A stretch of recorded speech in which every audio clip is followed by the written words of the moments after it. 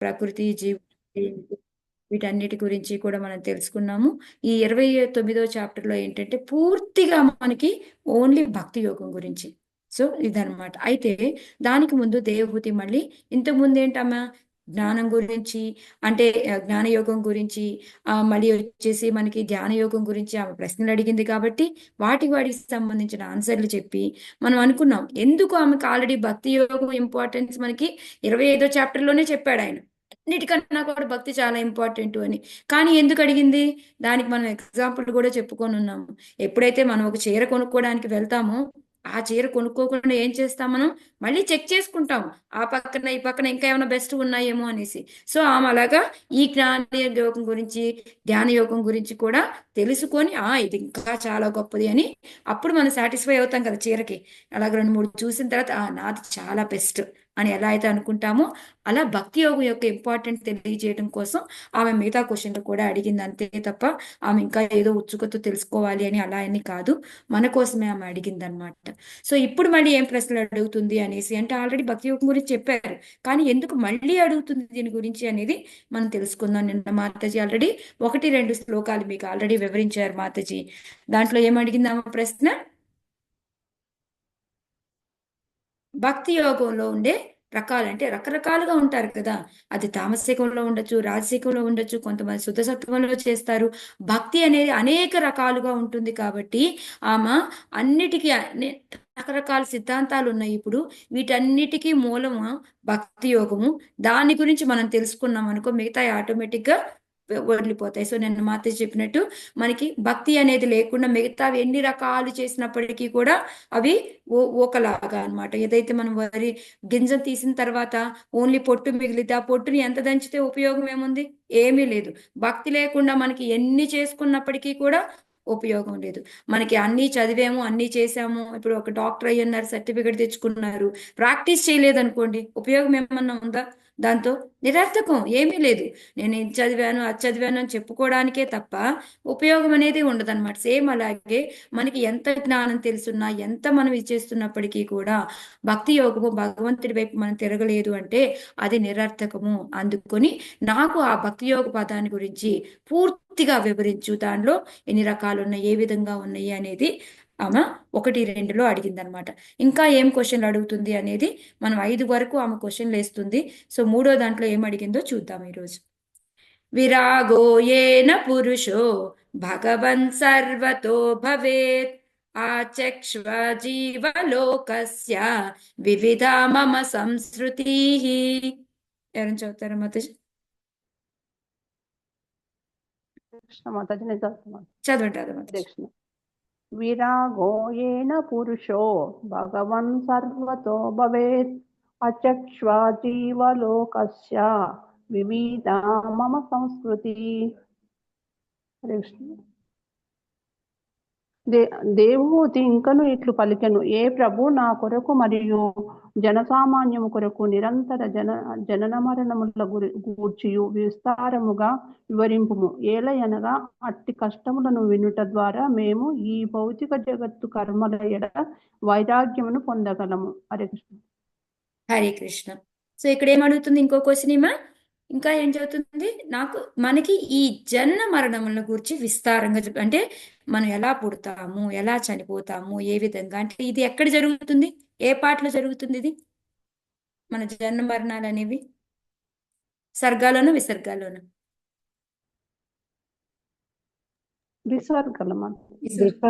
Exactly విసర్గాలు. ఎందుకంటే సర్గాలో ఏంటి మనకి అంతా క్రియేషన్ స్టార్ట్ అవ్వడం, ఈ 25 ఎలిమెంట్స్ ఏవైతే ఉన్నాయో వాటన్నిటికీ తయారవ్వడము, అండం తయారవ్వడము, మనము కర్ణోదక నుంచి బయటికి రావడం, ఇవన్నీ వస్తుంది. కానీ మనం పుట్టడము చనిపోవడము ఇవన్నీ జరిగేది ఎక్కడ అంటే మనకి విసర్గాలు అనమాట. సో ఎందుకు ఇవన్నీ అడుగుతుంది అంటే ఇప్పుడు నిజంగా మనకి జన్మ మరణాల గురించి మనం తెలుసుకున్నాము అనుకోండి, అప్పుడు ఏమవుతుంది అంటారు? వైరాగ్యం వస్తుందా నిజంగా?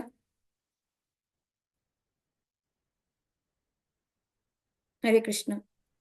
హరే కృష్ణ మాతాజీ. ప్రసూతి వైరాగ్యం అంటారు కదా మాతాజీ. ఒక రకమైన విరక్తి వచ్చినప్పుడు ఒక రకమైన వైరాగ్యం చాలా ఏమైనా వస్తుంది. రకాలైన వైరాగ్యాలు వస్తాయి మనకి.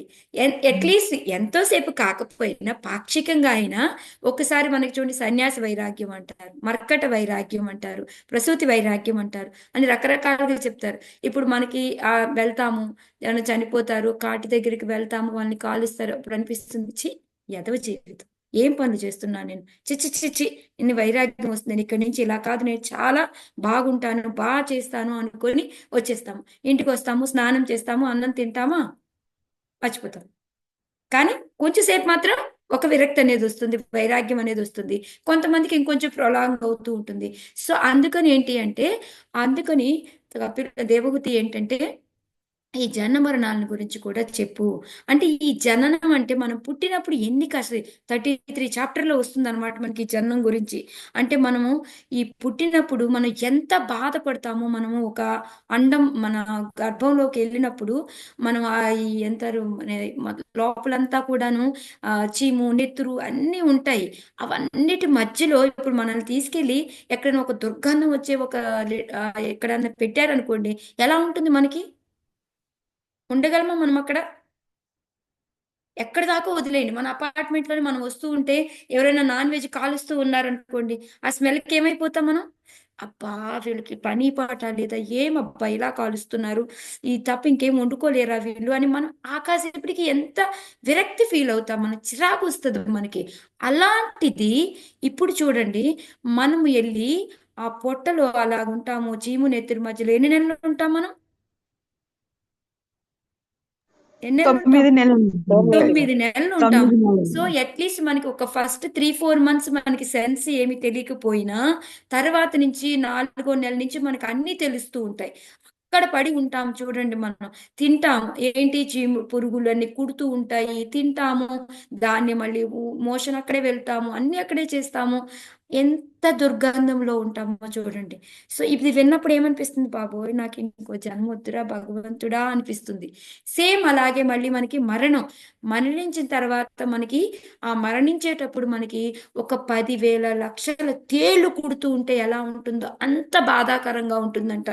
అందుకే చూడండి, ఎవరిని చనిపోయిన వాళ్ళ మనుషులు ఎలా ఉంటది, నోరు తెరిచో, కళ్ళులా పెద్దగా అయ్యో, సంథింగ్ ఏదో ఒకటి ఒక ఆశ్చర్యార్థకంగా ఉంటుంది వాళ్ళది. ఎందుకంటే ఆ బాధను అనుభవిస్తూ పోతారు వాళ్ళు. సో అది తెలుసుకున్నాము అనుకోండి, ఆటోమేటిక్గా వీటి గురించి తెలుసుకున్న తర్వాత మనకి ఏమనిపిస్తుంది, విరక్తి వస్తుంది. నాకు ఇంకా జన్మ వద్దు, నాకు ఇంకా మృత్యువు వద్దు, దీనికి నేను ఏం చెయ్యాలి అని ఆలోచించడం మొదలు పెడతామన్నమాట. సో అదే ఇక్కడ, అందుకని ఆమె జన్మ మరణాల గురించి నాకు విస్తారంగా తెలియచేయి అని చెప్తుంది. అంటే ఊరికే పుట్టడం మరణించడం అని కాదనమాట. సో ఇక్కడ మెయిన్ గా మనకి ఏంటంటే సంస్కృతి అనే పదం ఇంపార్టెంట్ అన్నమాట. సంస్కృతి పదం అని ఏంటంటే మనం జన్మ మరణ సంసారం అన్నమాట. సంసారం అంటే నథింగ్ బట్ ఏంటి, మనం పుడతాము, మనకి మళ్ళీ పెరుగుతూ ఉంటాము, దానికి తగ్గట్టు మనకి రిలేషన్స్ వస్తూ ఉంటాయి, బంధాలను ఏర్పడుతూ ఉంటాయి, మళ్ళీ పెళ్ళిళ్ళు, పిల్లలు, మళ్ళీ ఇది ఈ సంసారం. ఈ సంసారాన్ని ఈడుస్తాం, మళ్ళీ చనిపోతాం, మళ్ళీ జన్మ తీసుకుంటాం, మళ్ళీ సంసారం. సో ఇందుకని సంసారం అన్న ఈ సంస్కృతి అన్న ఏంటి అంటే, మనము ఈ జన్మ మృత్యు జరా వ్యాధుల్లో పడి తిరగడాన్ని మనము దీన్ని చెప్తూ ఉంటాం అనమాట. సో ఇది ఏంటి అంటే, ఇక్కడ మనకి ఈ సంస్కృతి అనే దాంట్లో మనం ఎప్పుడు అంధకారంలో ఉంటాం. మనకి ఎప్పుడు కూడా భగవంతుడి గురించి తెలియదు, భగవంతుడి గురించి ఆలోచించము, ఓన్లీ నీ నా మన అనేదే సరిపోతుంది అనమాట. సో ఇక్కడ ఏంటంటే ప్రపాదుల వారు ఏం చెప్తున్నారంటే, ఈ సంస్కృతి అనే దానికి చాలా మంది ఏంటంటే మనం చాలా డెవలప్ అయిపోయాము అనుకుంటూ ఉంటున్నారు ఈ కలియుగంలో. మనం ఎంతో ఫాస్ట్ ఫార్వర్డ్ అయిపోయాము, ఎక్కడ ఉన్నా మనం ఎక్కడ ఉన్నా చూడగలుగుతున్నాము, మాట్లాడగలుగుతున్నాము, ఇవన్నీ అనుకున్నాం. కానీ మనం ఏంటంటే నాగరికత పరంగా పురోగతి చెందుతున్నామేమో కానీ భక్తిగా మాత్రం మనము ముందుకు వెళ్ళట్లేదు అనమాట. అందుకని అది అంధతమ జీవితం, అంటే చీకటితో కూడిన జీవితం అనమాట మనది. సో అది శ్రేయస్ృతి అంటే ఏంటి అంటే, మనము భగవంతుడి గురించి తెలుసుకొని ఈ సంస్కృతి నుంచి బయటపడడానికి మనం భగవంతుడి వైపు ఎప్పుడైతే తిరుగుతామో దాన్ని శ్రేయస్ృతి అని అంటాం అనమాట. సో మనకి చాలా చోట్ల ఈ సంస్కృతి అనే పదం వచ్చింది. ఎక్కడైనా శ్లోకాస్ ఏమైనా గుర్తొచ్చాయా మీకు, భగవద్గీతలో కానీ ఎక్కడైనా మీకు? భాగవతం భగవద్గీత సంస్కృత్య అని వస్తుంది కదా మాతాజీ. సంస్కృత్యాది, ఇది సంస్కృతి మాతాజీ, సంస్కృత్య కాదు, ఇది సంస్కృతి.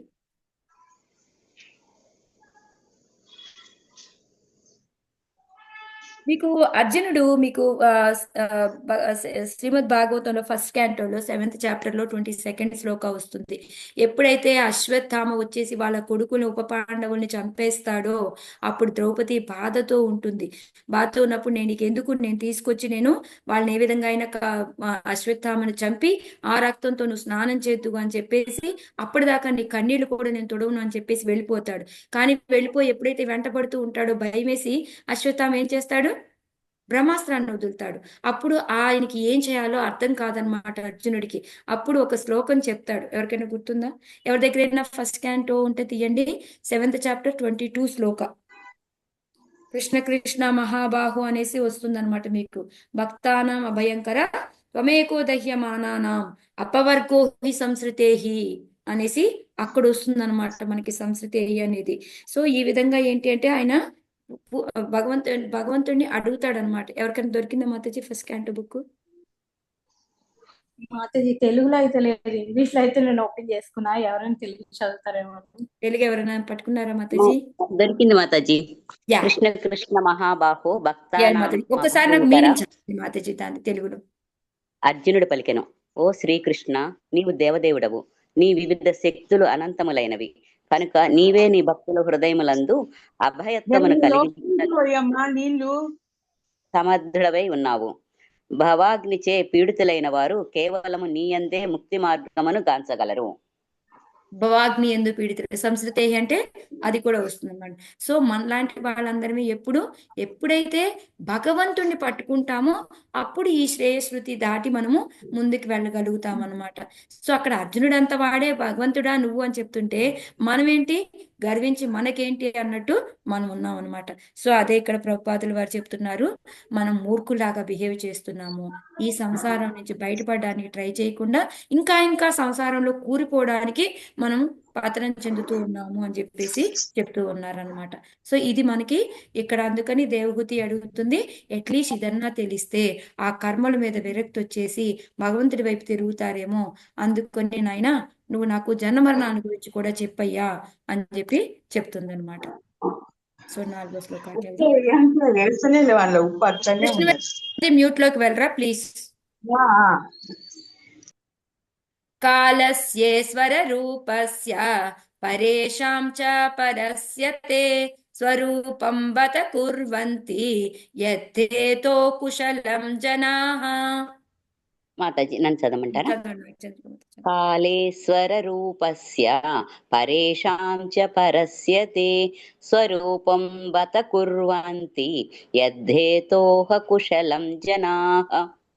ఏది నీ స్వరూపమునకు ప్రతినిధియో మరియు దేని ప్రభావముచే జనసామాన్యము పుణ్యకర్మాచరణమును అనరింతురో అట్టి కాలమును గూర్చియు వివరింపుము.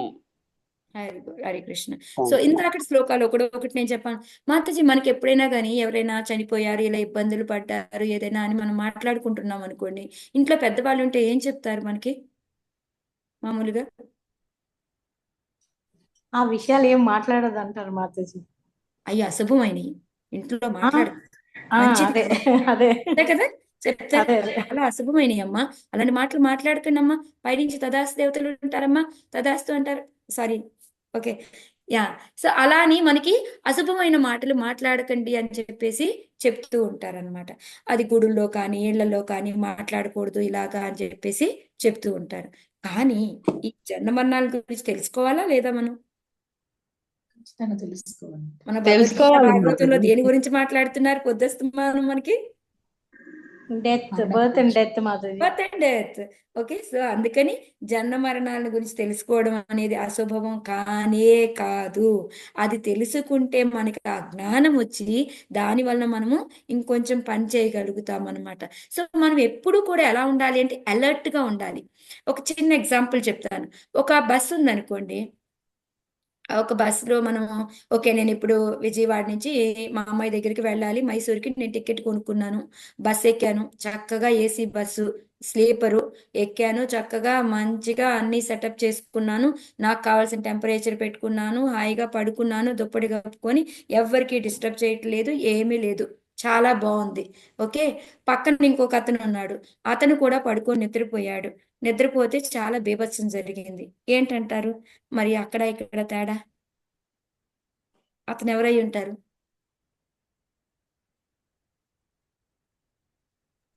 డ్రైవర్ ఇంకొక తెలిసిన వాళ్ళై ఉంటారు మాతాజీ. తెలిసిన వాళ్ళై ఉంటే ఇంకా మాటలు అది జరుగుతుంటాయి. తెలిసిన వాళ్ళు కాదు మాతాజీ. అతను కూడా పడుకుండిపోతే అతను పడుకుండిపోతే driver Mataji. Driver Mataji. Exactly Radha Mataji. Driver. ఇప్పుడు మనము ప్యాసింజర్లమే, డ్రైవరు ప్యాసింజరే. ఇప్పుడు చూడాలి అంటే ఆ కారుకి, బస్సుకి. బట్ కానీ మనం నిద్రపోయాము, సుఖంగా బానే ఉంది. ఆయన అందరూ నిద్రపోతున్నారు, 40 మంది, నేనెందుకు డ్రైవ్ చేయాలి అని ఒక కునికేసాడు అనుకోండి, ఏమవుతుంది? అంతే సంగతిగా. అంతే సంగతి, అంతే కదా. సో అదే అన్నమాట. మనం కూడా ఎప్పుడు ఇవి ఇలాంటివన్నీ తెలుసుకుంటూ రెస్పాన్సిబుల్, జాగృతతో ఉండాలన్నమాట.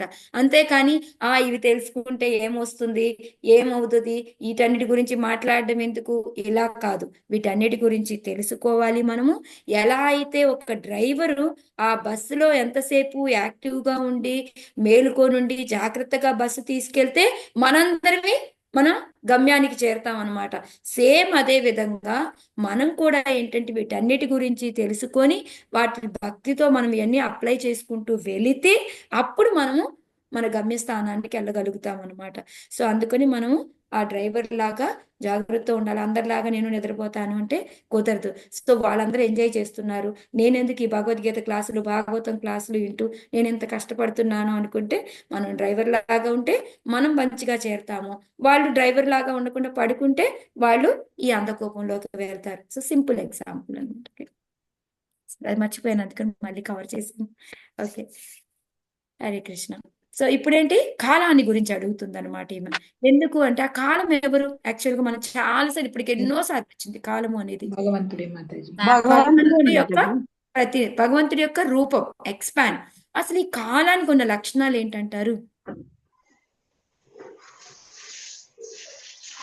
అది కాలంతో పాటే వృద్ధాప్యము, ఇట్లా మా శరీరంలో మార్పులు అనేవి అంతా జరిగేది ఆ కాలం వల్లే జరుగుతుంది. కాలం గురించి. యా, ఇంకా కాలం నిత్యమా కాదా? నిజమే మాతాజీ. అది కంటిన్యూస్ గా ఎక్కడైనా స్టాప్ అనేది ఉందా దానికి? లేదు. దానికి లేనే లేదు. అది ఎప్పుడు అలా అని. ఓకే, ఈ కాలం అనేది ఓన్లీ భక్తుల మీద పనిచేయదు, ఓన్లీ అభక్తుల మీదే పనిచేస్తుంది, అలా ఏమన్నా ఉందా? ఉన్న వాళ్ళ మీద పనిచేస్తుంది, ఉన్న వీళ్ళ మీద పనిచేయదు, అలా ఉందా?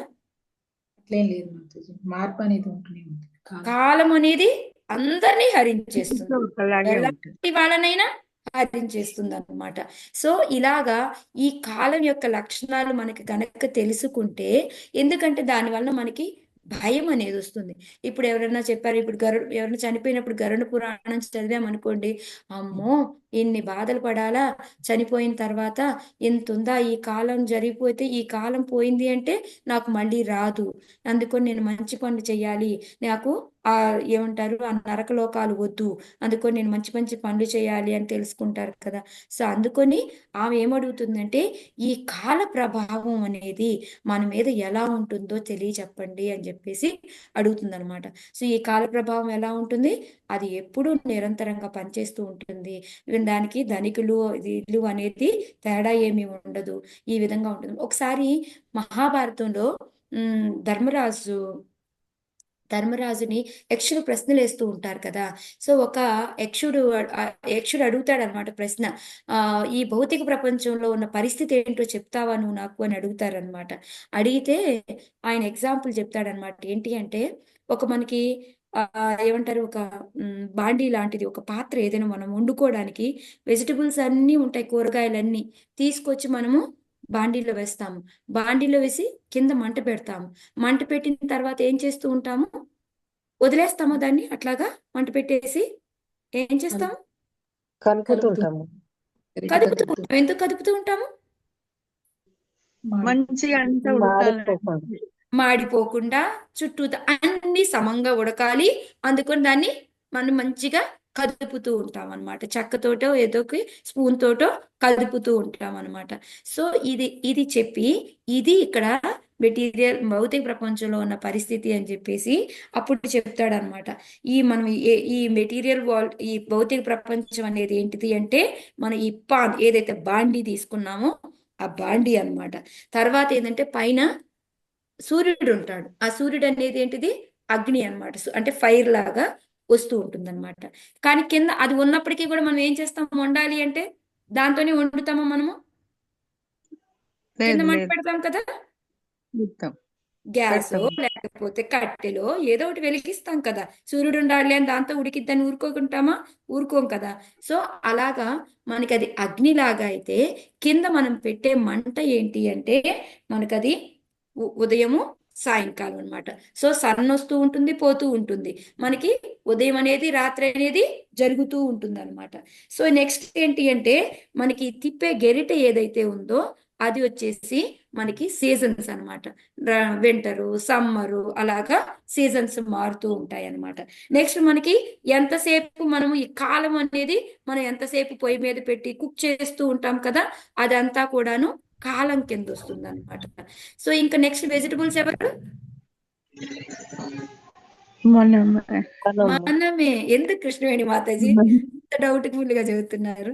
మనమే. ఏమో డౌట్ మనమే అని మనం తెలుసు భౌతిక కానీ ప్రపంచంలో చేస్తుంది ఏంటి అంటే మనం ఉదయము రాత్రి సాయంకాలము అవుతుంది, కాలం మారుతూ ఉంది. కానీ మనం ఏంటి అంటే ఉడుకుతూ ఉంటున్నాం కాలంతో పాటు, అంతే తప్ప మనం ఈ కాలం నుంచి బయటపడాలి అనేది మనం ట్రైయే చేయట్లేదు అనమాట. సో ఈ కాల ప్రభావం అనేది ఆగేది కాదు, అది నిరంతరము ఉండేది. మనం వెళ్ళి ఒక్క నిమిషం పోయినా మళ్ళీ తీసుకొద్దామా అంటే తీసుకురాగలమా? ఓకే నేను ఇప్పుడు ఒక 10 నిమిషాలు పడుకుందామని పడుకున్నాను అనుకోండి, తెల్లారి లేచిన తర్వాత ఆ 10 నిమిషాలు డ్రాగ్ ఎప్పుడు అవుతూనే ఉంటుంది. అయ్యో అనవసరంగా నేను లేవలేదే, ఇప్పుడు ఈ టెన్షన్ పడాల్సి వస్తుంది అని ఎన్నిసార్లు అనుకొని ఉంటాం మనం అందరం?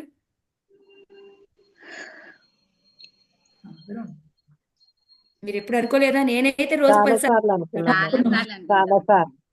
ఎన్నిసార్లు అనుకుంటాము, ఎందుకబ్బా ఆ 5 నిమిషాలు బతికించాను, అప్పుడు లేచుంటే మొత్తం అన్ని సాఫీగా జరిగాయి ఉండేవి అనేసి ప్రతిరోజు అనుకోని రోజు ఉండదు మనకి. సో అది ఆ కాలం ఎప్పుడు కూడా ఆగదు మన కోసం అనేది తెలుసుకోవాలి. అది మనల్ని ఎప్పుడు నాశనం చేస్తూనే ఉంటుంది. అంటే మనకి బర్త్డే వచ్చిందంటే మనం హ్యాపీగా సెలబ్రేట్ చేసుకుంటాం, కానీ అసలు సెలబ్రేట్ చేసుకునేదా మనం?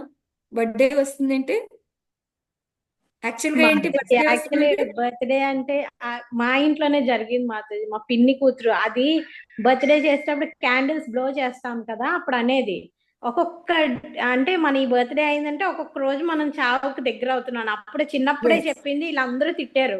కాకపోతే దట్ ఈస్ ట్రూ మాతది. Correct, exactly. మనము ఇక్కడ అదే ప్రభుపాదుల వారు కూడా ఇందులో అదే చెప్తూ ఉన్నారనమాట.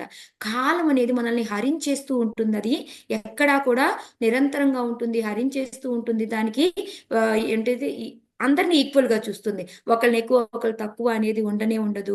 సో అందుకని మనం ఏంటంటే దీని యొక్క ప్రభావం తెలుసుకొని మనము ముందుకు వెళ్ళాలన్నమాట. ఓకే నాకు 50 ఏళ్ళు వచ్చాయి అంటే 50 ఏళ్ళు అమ్మా నా సగం జీవితం అయిపోయింది. యాక్చువల్గా 100 ఏళ్ళు బతికేది లేదు, బట్ మనకి కాల పరిమితి 100 ఏళ్ళు అనుకుంటున్నాం మనం, కానీ అందులో 60-70 ఏళ్ళ కన్నా బతికేది లేదు.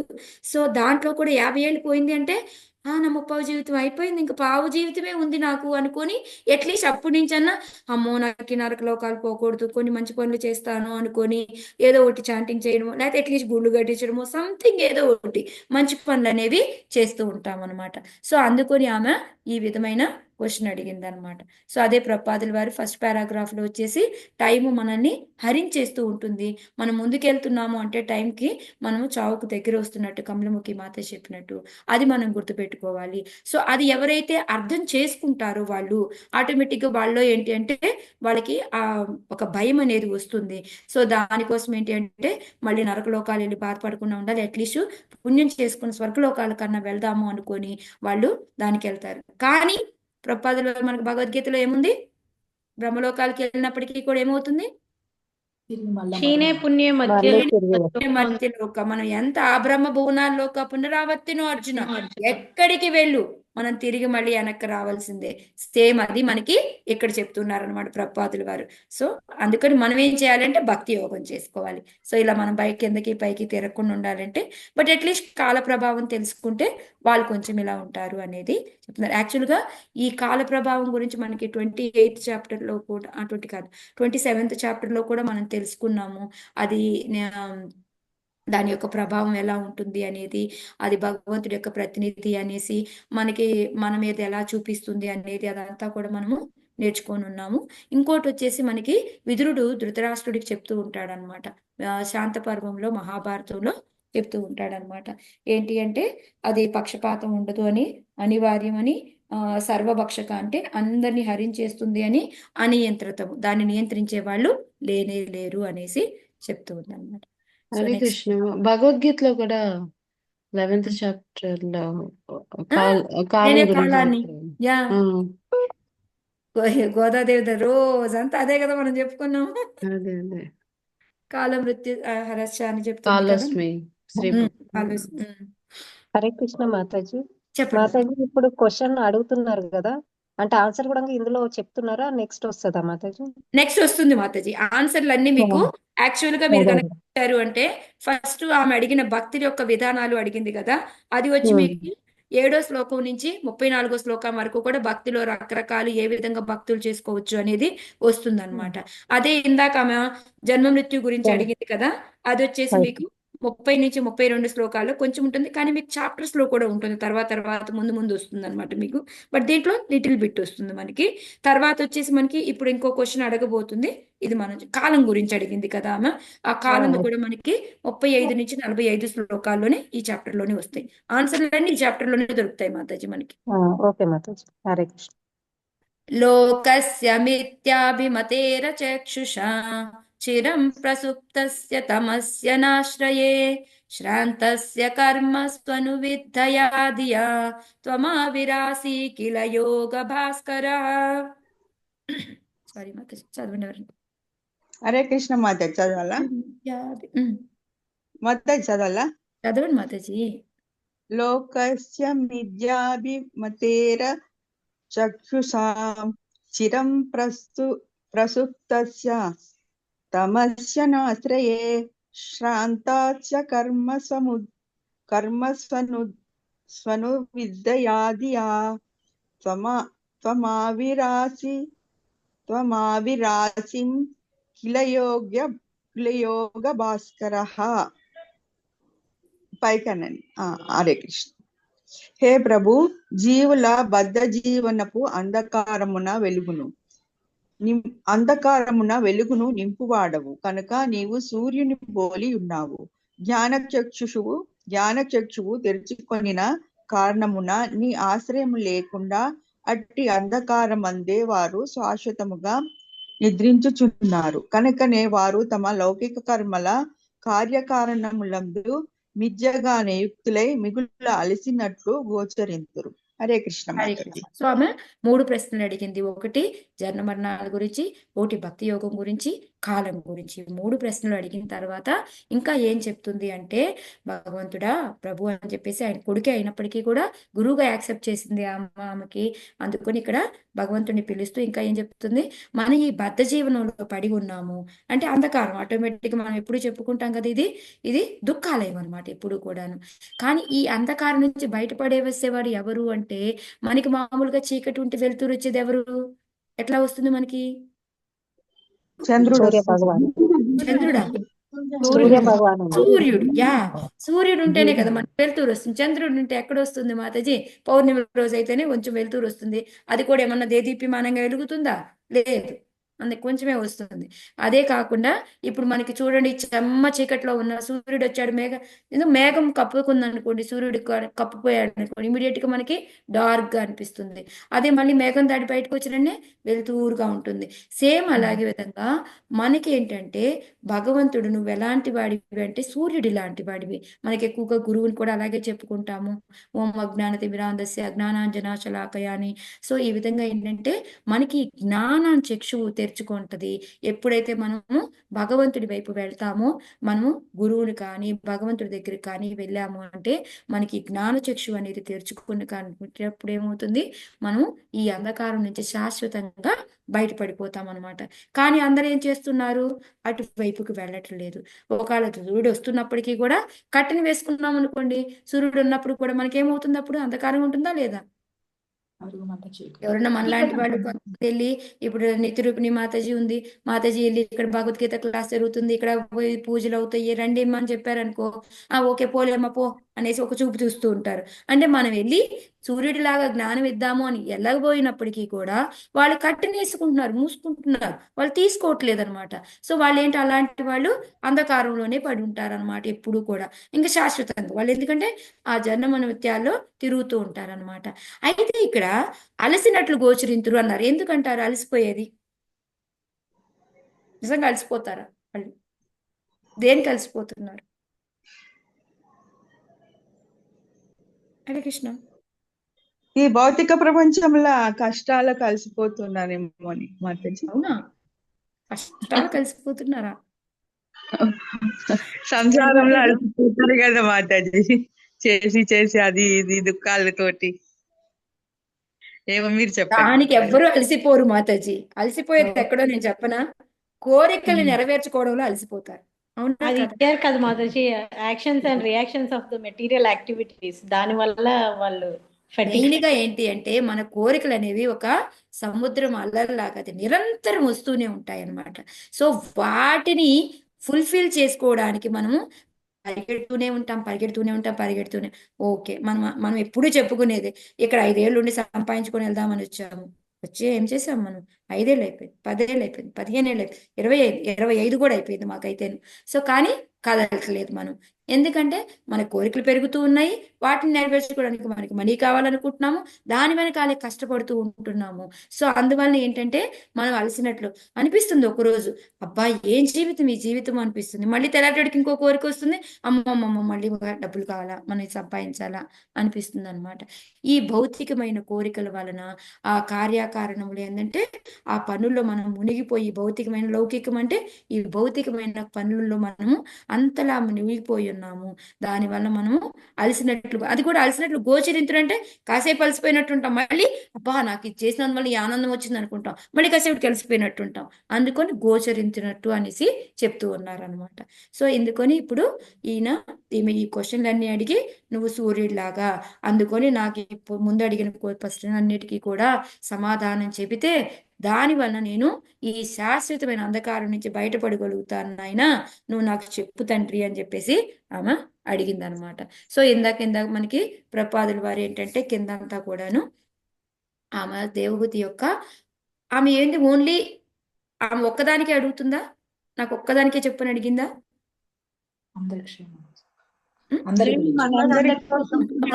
ఫస్ట్ శ్లోకాలో కూడా అడిగింది కదా, మా అందరికీ నా ఒక్కదానికి తెలుపనిలే, నాలాంటి వాళ్ళు ఎంతో మంది ఉన్నారు నాయనా, మా అందరికీ తెలుపయ్యా అని చెప్పింది.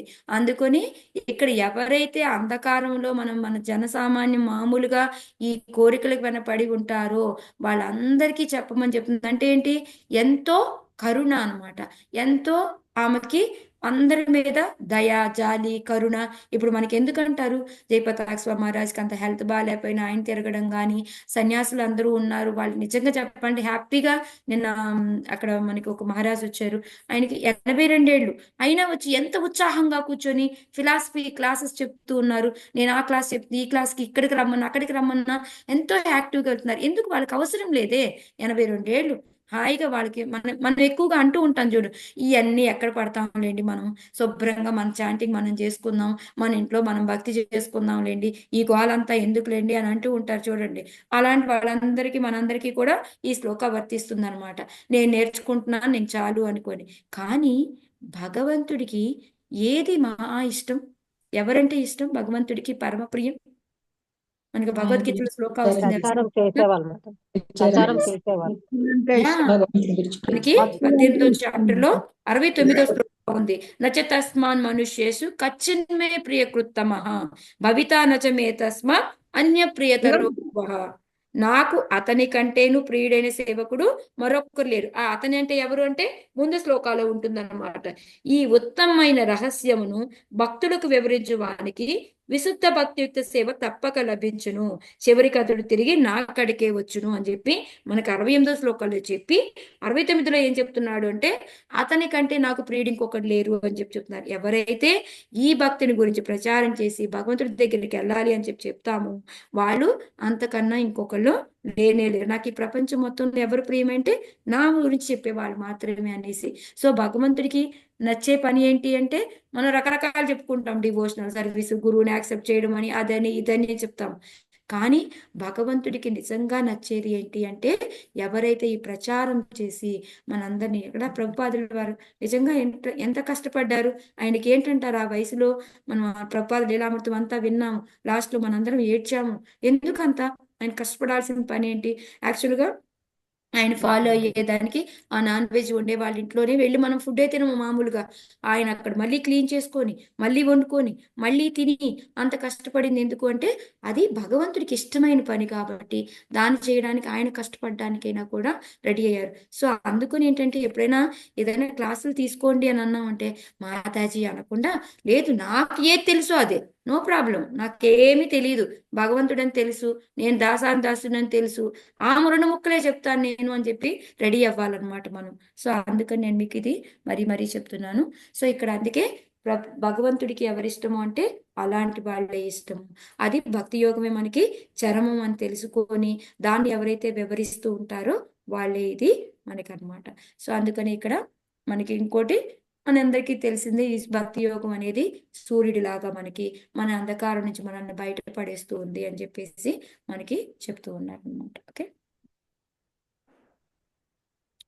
మనం అలసిపోయిన దానికి కూడా మనకి దేహ అవసరాలు బోల్డ్ అని ఉంటాయి, వీటిని నిత్యావసరాలను ఏమంటారు ఫుల్ఫిల్ చేసుకోవడానికే మనము తమ మార్గంలో గుండా వెళ్ళిపోతుంటాము, దాంతోనే మనము అలసిపోతూ ఉంటాం అనమాట. అది ఇక్కడ, ఎందుకంటే ఆటోమేటిక్గా మనకి విశ్రాంతి అనేది ఉండదు. ఇవాళ పోతే రేపు, ఇప్పుడు ఒక కోరిక తీరింది అంటే ఇంకో కోరిక వస్తుంది, దాన్ని తీర్చుకోవడానికి మళ్ళీ కష్టపడుతూ ఉంటాం అనమాట. అందుకని ఇక్కడ విశ్రాంతి అనేది మనకి ఉండనే ఉండదు, అలసిపోయినట్టు మనము కనిపిస్తూనే ఉంటాము అని చెప్పేసి ప్రభుపాదులు వారు చెప్తున్నారు అనమాట. సో దీని నుంచి బయటపడాలి అంటే ఒకటే ఒక మార్గము, అది భక్తి యోగం. అది మనకి ఎక్కడ వస్తుంది అంటే భగవద్గీతలో మనకి చాలా చోట్ల వచ్చింది. మన భగవద్గీత భాగవతంలో, శ్రీమద్ భాగవతంలో ఫస్ట్ క్యాంటో ఫస్ట్ చాప్టర్ 14, ఎవరి దగ్గర ఉంటే ఫస్ట్ ఓపెన్ చేయండి మాతాజీ, ఇందాక తీసిన వాళ్ళు ఉన్నారు కదా. ఫస్ట్ క్యాంటో ఫస్ట్ చాప్టర్ 14 ఆపన్నస్తి సంస్కృతి ఘోరాం అనేసి మనకి శ్లోక వస్తుంది అనమాట. ఇలాంటి వాళ్ళందరూ బయటపడాలి అంటే ఓన్లీ భగవంతుడే మనకి దారి అనేది, మనకి దీని నుంచి బయటపడేయగలిగేది భగవంతుడి యొక్క నామం ఏదైతే ఉందో, హరే కృష్ణ మహామంత్రం, ఇది ఒక్కటే మనల్ని పడేయగలదు అనేది మనం తెలుసుకుంటాం అనమాట. సో ఇక్కడ వరకు ఆమె ప్రశ్నలు అడిగింది. మాతాజీ ఏం కాదు మాతాజీ, 14 అర్థం చదవాలా? అర్థం చదవండి మాతాజీ. ఆపన్న సంస్కృతి అతి ఘోరమకు జన్మ మృత్యు వలలో చిక్కియుండెడి జీవులు భయమునకే భయము కలిగించు పవిత్రమైన శ్రీకృష్ణనామమును వివసత్వమున ఉచ్చరించినను శీఘ్రమే ముక్తి నొందగలరు. సో మనం ఎటు నుంచి బయటపడాలి అంటే భగవంతుడి నామం ఒకటే మనకి దారి అనేది మనకు తెలుసుకున్నాము. ఆ నామంతో మనం భక్తి చేసుకుంటూ ముందుకెళ్ళామంటే ఒకరోజు తప్పకుండా మనం దీని నుంచి, ఈ అంధకారం నుంచి మనం బయటకు పడగలుగుతాం అనమాట. ఓకే, సో 6th మైత్రేయ ఉవాచ ఇతి మాతుర్వచ శ్లక్ష్ణం ప్రతినంద్య మహాముని అవభాషే కురు శ్రేష్ఠ ప్రీతస్తాం కరుణార్థితః. మైత్రేయ ఉవాచ ఇతి మాతుర్వచ శ్లక్ష్ణం ప్రతినంద్య మహామునిః ఆవభాషే కురు శ్రేష్ఠ ప్రీతస్తాం కరుణార్థితః. శ్రీ మైత్రేయుడు పలికెను, ఓ కురు శ్రేష్ఠ, తన జనని పలుకులచే ముదమంది కరుణతో కదిలిపోయిన కపిలముని ఈ విధంగా పలకసాగాను. హరే కృష్ణ. ఇప్పుడు ఎందుకు ఆయన అంత కదిలిపోయాడు? ఆయనకు ఆనందం వేసింది, కదిలిపోయాడు ఎందుకంటారు? ఆవిడ అంత మంచి మంచి క్వశ్చన్స్ క్వశ్చన్స్ అందరి చేస్తున్నారు కదా అందరి మంచి అందరి ప్రశ్నలు అడిగింది ఉపయోగపడ క్వశ్చన్లు ఉపయోగపడే ఆమె క్వశ్చన్లు కోసం కాకుండా మిగతా అందరి వాళ్ళని ఉద్ధరించడం కోసం అడిగింది. సో అది భగవంతుడికి ఎంతో ఇష్టమైన పని కాబట్టి అందుకొని ఇక్కడ మైత్రి ఈ మనకి ఆ కపిల భగవంతుడు ఎంతో ఆనందించాడు అనమాట. సో మనం ఇంతకుముందు కూడా చాలా చోట్ల చూసాము. ఎప్పుడైతే వ్యాసదేవుల వారికి నారదుల వారికి అవుతున్నా నువ్వు చాలా మంచి ప్రశ్నలు వేసావు అనేసి ఎంతో ఆనందంతో వాళ్ళు, ఎందుకంటే భగవంతుడికి సంబంధించిన ప్రశ్న ఎప్పుడైనా మహారాజులు వచ్చారనుకోండి, ఏదైనా ప్రశ్న వస్తే బ్యూటిఫుల్ క్వశ్చన్ అంటారనమాట. ఎందుకు వాళ్ళు ఆ భగవంతుడి గురించి సంబంధించిన క్వశ్చన్ అడిగాము అంటే వాళ్ళకి ఎంతో ఆనందం, దాని గురించి ఇంకొంతసేపు భగవంతుడి గురించి మాట్లాడొచ్చు కాబట్టి. సో అందుకని ఆమె యొక్క కరుణ దానికి ప్లస్ ఆమె స్వార్థం కాకుండా భగవంతుడికి నచ్చే పని చేస్తూ ఉంది కాబట్టి దానికి ఆనందపడిపోయి ఆయన ఇప్పుడు చెప్తున్నాడు అనమాట. సరే, ఇక్కడ కురు శ్రేష్ఠ అంటే ఎవరు? భీష్ముడు మాతాజీ, ఆ? భీష్ముడు మాతాజీ. అవునా? ఓకే. పరీక్షిత్ మహారాజు కదా వి- మాతాజీ. విదురా విదురుడు విదురా మాతాజీ, విదురుడు మాతాజీ, విదురుడు.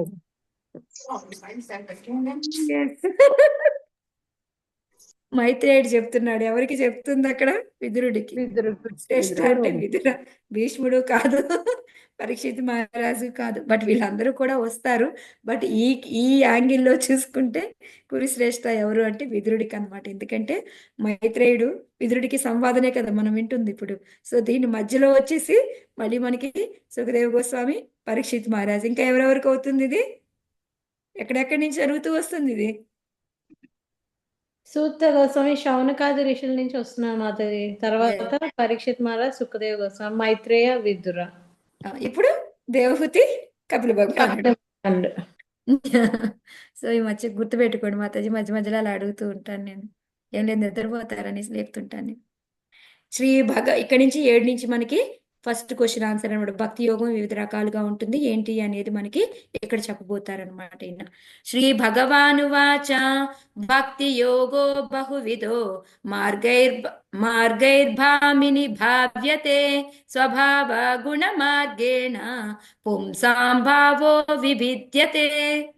హరే కృష్ణ చదవాలా మాతాజీ? చదవండి మాతాజీ. శ్రీ భగవాన్ వాచ భక్తి యోగో బహువిధో మార్గైర్బ్రాహ్మిని భావ్యతే స్వభావ గుణ మార్గేణ పుంసాం భావో వివిద్యతే. కపిల భగవానుడు ఇట్లు ప్రత్యుత్తరం ఇచ్చాను. ఓ ఉదార స్వభావిని కర్త యొక్క వివిధ గుణములను అనుసరించి భక్తియోగ పథములు అనేక విధములుగా నున్నవి. హరే కృష్ణ మాతాజీ. హరే కృష్ణ. నెక్స్ట్ లో మీరు చదువుతారు మాతాజీ. ఓకే. ఇక్కడ కపిల భగవాన్ ఏం చెప్తున్నాడు అంటే ఆమె భక్తి గురించి అడిగింది కదా. సో ఉదార స్వభావిని, ఎందుకంటే ఆమె ఎంతో ఉదారంతో కరుణతోటి ఇన్ని ప్రశ్నలు వేసింది కదా, అందుకని ఆయన ఉదార స్వభావిని అని పిలిచి ఆ కర్త యొక్క అంటే మన యొక్క గుణగణాలను అనుసరించి, మనకి ఎన్ని గుణాలు ఉన్నాయి? ఎన్ని మూడు గుణాలు? గుణాలు మాతాజీ, సత్వ రజ 3 తమో. గుణాలు. తమ రజ సత్వ. ఓకే. ఈ గుణాలను అనుసరించి భక్తి యోగ పదములు అనేక విధములుగా ఉన్నవి. మనము 14వ చాప్టరు, 17వ చాప్టరు, 18వ చాప్టరు చదివి ఉంటే మనకి ఈ గుణాలను బట్టి మనం కర్మలు ఎలా చేస్తాము, ఎలా మాట్లాడతాము, ఎలాగా మన యొక్క సుఖాలు ఎలా పొందుతాము అని మనకి రకరకాలుగా వచ్చినాయి. మనకి మీ అందరికీ గుర్తుందో లేదో కానీ మీరు ఒక్కసారి మళ్ళీ రివిజన్ లాగా ఒక్కసారి చదువుకొని రండి.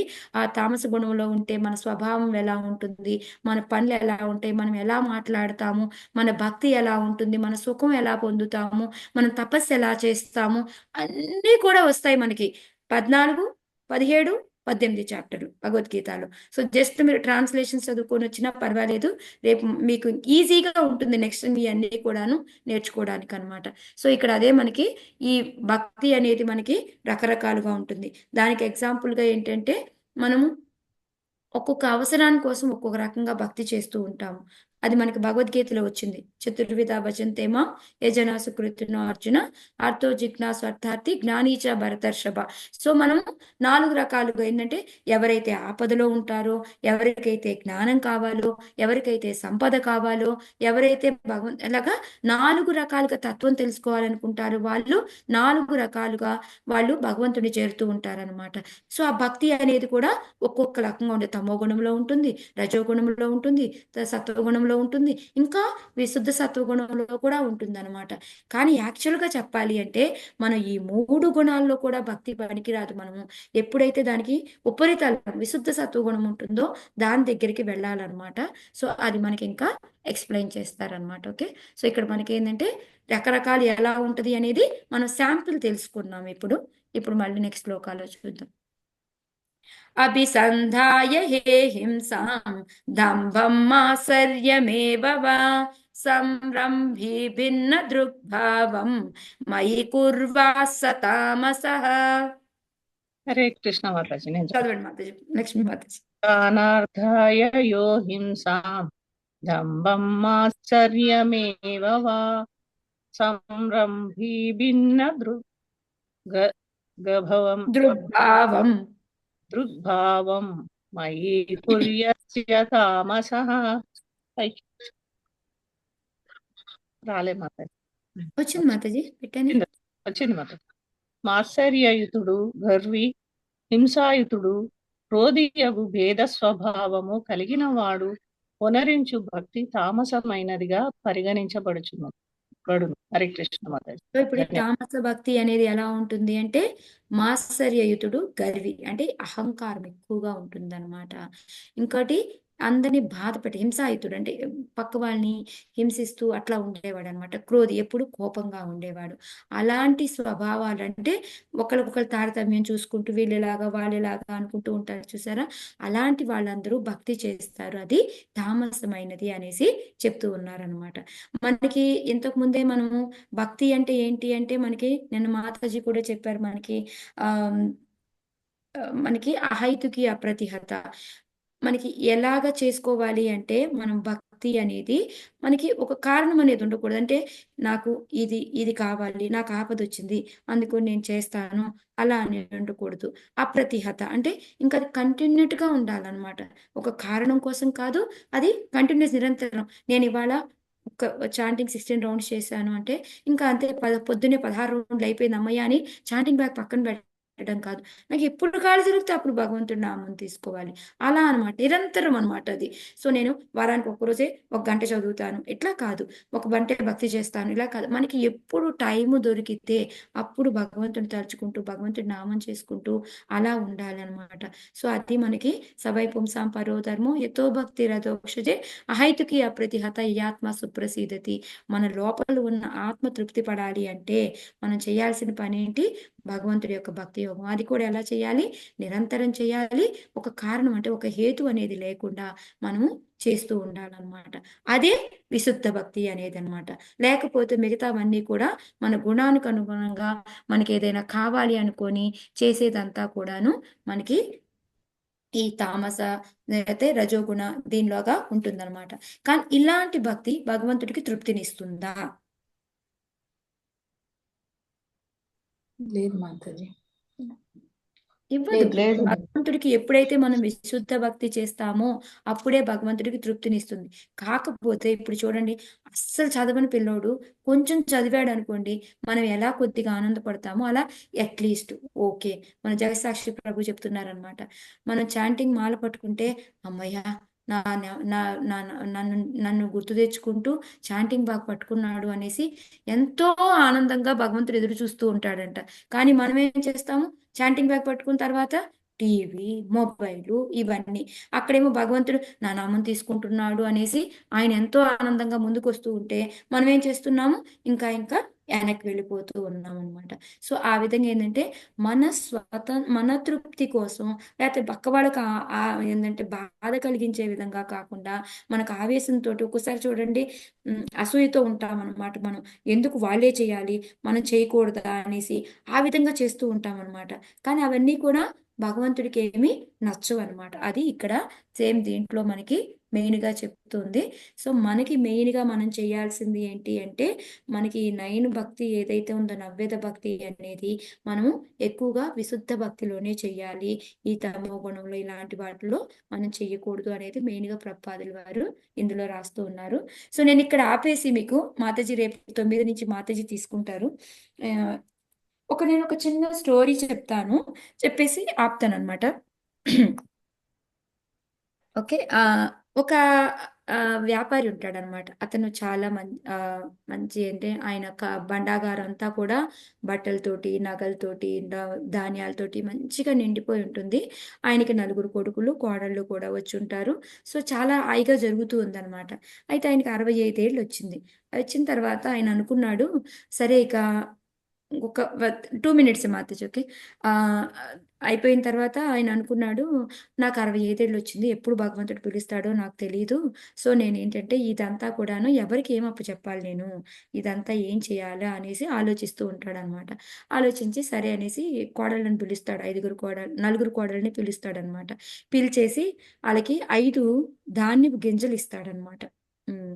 ధాన్యపు గింజలు ఇచ్చేసి చెప్తాడు, వీటిని ఒక 5 సంవత్సరాల తర్వాత నేను అడుగుతాను, నాకు మళ్ళీ చూపించండి అని చెప్తాడనమాట.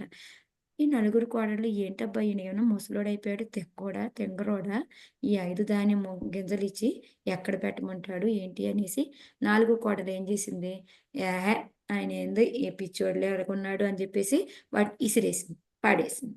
5 గింజల్ని పడేసింది. పడేసి మళ్ళీ అనుకుంది, ఒకవేళ అడిగాడే అనుకో, అప్పుడు ఏం చేద్దాం, ఫస్ట్ ఆఫ్ ఆల్ 5 ఏళ్ళు బతుకుతాడా పోతాడా, ఎప్పుడు పోతాడో తెలియదు అనుకుంది. మళ్ళీ ఒకవేళ అడిగితే ఏముంది, లోపల నుంచి 4 గింజలు తీసుకొచ్చి చూపిస్తాను, 5 గింజలు ఇయ్యే నువ్వు ఇచ్చిందని చెప్తాను అనేసి వెళ్ళిపోయింది అనమాట. సో మూడో కోడలు అనమాట. 4 కోడలు ఈ పని చేసింది. మూడో కోడలు ఏం చేసింది అంటే, ఆమె ఆ గింజల్ని చూసింది, ఏందబ్బా ఎందుకు ఇచ్చాడు, ఏం చేయాలి వీటిని అనుకుంది. ఎందుకు వచ్చింది లేప, నోట్లో వేసుకుందాంలే అని 5ని నోట్లో వేసేసుకుంది. ఏదో ఉండుంటది, దాన్ని ఎందుకు ఊరికే ఇచ్చేయడం అనేసి, నేనే నోట్లో వేసుకొని తినేస్తాను, పని అయిపోద్ది అనేసి నోట్లో వేసుకొని తినేసి మళ్ళీ ఆయన అడిగితే ఆ బండారులోంచి తీసుకొచ్చిద్దాంలే అనుకుంది. రెండో కోడలు ఉంది, ఆమె అనుకుంది, ఈయన ఉత్తుత్తినే ఊరికినే ఇచ్చాడు, కానీ వీటిని ఏం చేయాలి, నేను జాగ్రత్తగా దాయాలి వీటిని. ఎలా పడితే 5 సంవత్సరాల తర్వాత మళ్ళీ అడిగితే నేను ఎక్కడ పెడితే ఎలా అయిపోతాయి, ఎందుకు వచ్చిన గోల అని చెప్పేసి జాగ్రత్తగా తీసుకెళ్ళి ఒక సంచిలో మూట కట్టేసి దాన్ని తీసుకెళ్ళి దేవుడి పట వెనకాల పెట్టేసింది. ఏడైతే సేఫ్, ఎవరు కదిలించరు, చక్కగా ఉంటుంది అని చెప్పేసి వెనకాల పెట్టింది అనమాట. అదైపోయింది. ఫస్ట్ కోడలు అనమాట, మొదటి కోడలు.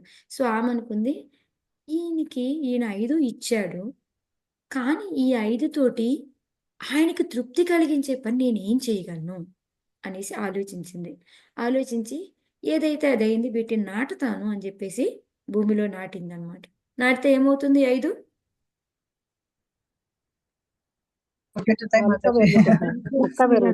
మొక్కలు వచ్చాయి. మొక్కలు వచ్చి దానికి కంకు వస్తుంది కదా, మళ్ళీ కంకి రాలు కొడితే ఏమవుతుంది, మళ్ళీ ఇన్నయ్యాయి.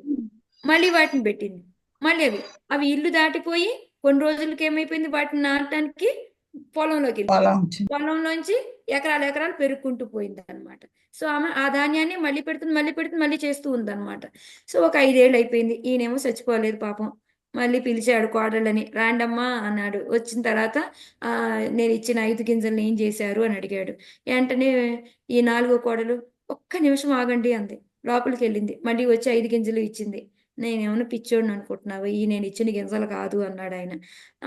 లేదండి అవేనండి అని చెప్పబోయింది. లేదమ్మా ఇవి అవి కాదు, నాకు బాగా తెలుసు, నిజం చెప్పు ఏం చేశావు, నేనేం అనలే అంటాడు. నేను ఇసిరేసానండి, ఏడ దాస్తామండి వాటిని, ఇసిరేసి పడేశానండి అనింది. సరే అన్నాడు. సరే మూడో కోడలు పిలిస్తే ఆమె ఏమనింది, ఇంకా ఎందుకు ముందు చూసిందిగా ఎందుకు వచ్చిన వాళ్ళే అని ఒప్పేసుకుంది. నేను తినేశానండి అని చెప్పింది. ఓహో వెరీ గుడ్ అన్నాడు. రెండో కోడల్ని అడిగితే గబగబా వెళ్ళి ఆ మూట ఇప్పి తీసుకొచ్చి ఇచ్చింది. ఫస్ట్ కోడలు తీసుకొస్తే నేను తేవాలి అంటే నేను ఇలా తేవడం కుదరదండి, నాకు 5 ట్రక్కులు కావాలండి అని అడిగింది. ఏమ్మా ట్రక్కులు ఎందుకు అని అడిగితే, నేను 5 పండు ఉన్నాయండి పొలంలో, అవన్నీ తీసుకురావాలి అంటే మనుషులతో తెస్తే అవ్వదండి, అది ట్రక్కులు కావాలి అంటే, అబ్బా చాలా ఆనందపడిపోతాడమ్మా నువ్వు నిజమైన కోడలు అంటే అనేసి చెప్తాడనమాట. చెప్పేసి ఇప్పుడు ఒక్కొక్కడికి పని అప్పచెబుతాడు. లాస్ట్ కోడలు ఏం చేసింది? విసిరేసింది మాతాజీ. విసిరేసింది, పడేసింది. పడేసింది. అమ్మా నువ్వు బాగా పడేయడంలో సమర్థురాలివి, అందుకొని నువ్వు అంట్లు దోమడం, కసువులు ఊడవడం ఇవి చెయ్యి, ఓకే, చక్కగా ఆ తూడ్చి పడేసే పనే కదా, అది నువ్వు చేసుకో అని చెప్పాడు అనమాట. మూడో కోడలు ఏం చేస్తుంది? తినేసింది. తినే వాళ్ళకి వంట బాగా వండుతారమ్మా, సో చక్కగా వాటిని తినడానికి ఏమేం కావాలో తీసుకొని చక్కగా వాడుతూ ఉంటావు కాబట్టి కిచెన్ పని అంతా నువ్వు చూసుకోమ్మా అని ఆమెకు అప్పచెప్పాడు అనమాట.